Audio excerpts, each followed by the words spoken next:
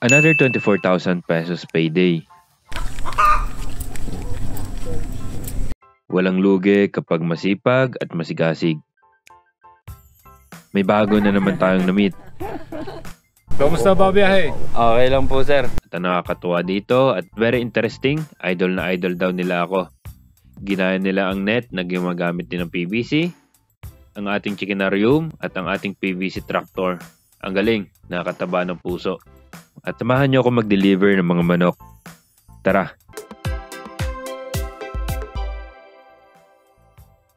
Okay, nasa farm tayo. Napakaaga. Medyo late na rin sa usual natin na pagdi-deliver.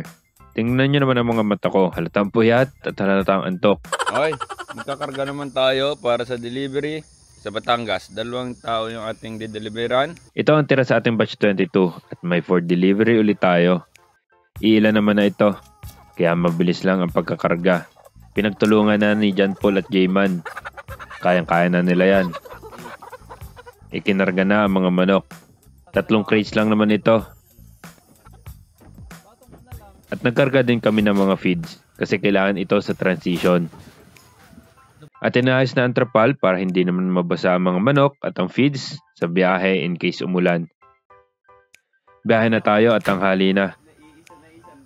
Sa daan na kami kumain at nakakita kami ng paresan. Mas masarap at mas malasa ito kaysa doon sa una kong na-try. May baon pa nga kami manok tira sa handaan kagabi. Baka may makakita na customer at umorder din. Anyway, sa unang destinasyon, medyo naging challenge dahil nahirapan kami mag-park at sa malayo pa kami nakapwesto. E di mano-mano ang ating pagbubuhat ulit. Napakabigat lang at napakasakit sa kamay. May feeds pa yan. Pero kayang-kaya.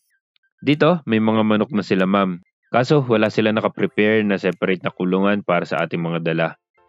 Pero may partition naman. Yung isang partition may pugat at bubong at yung isa parang ranging area nila. Dahil po sila ay bago dito sa lugar, mamayang gabi po ay matatakot sila panigurado, ma'am.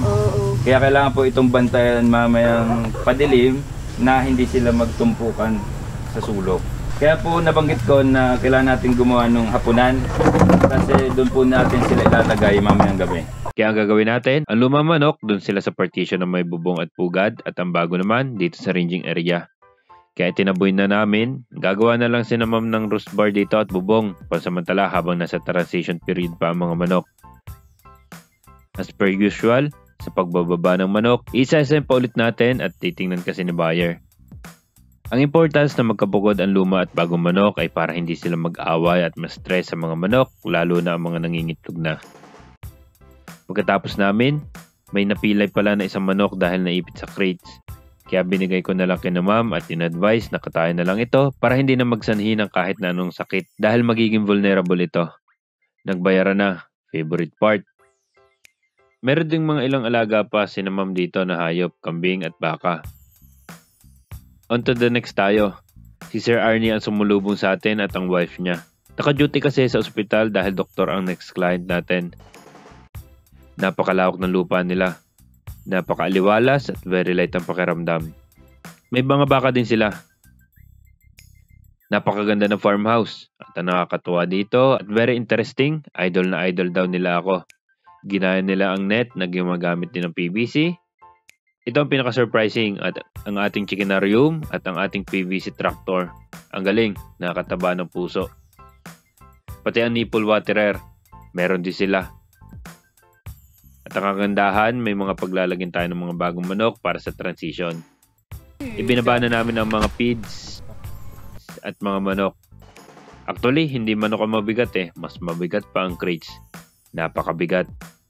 The same process, in-inspect ni buyer ang mga manok at nilipat kagad sila. Nilapitan kagad sila ng mga lumang manok, parang pinagbabalakan kagad Pero anyway, safe naman sila at masasanay din sila soon. Ang feeds naman ang aming hinakot. Nakakatawa din kakwentuhan ng mag-asawa at ang daming inputs na nakuha ko mula sa kanila para sa farming at personal life. Salamat sa patuloy na tumatangkilik. Yun lang, peace.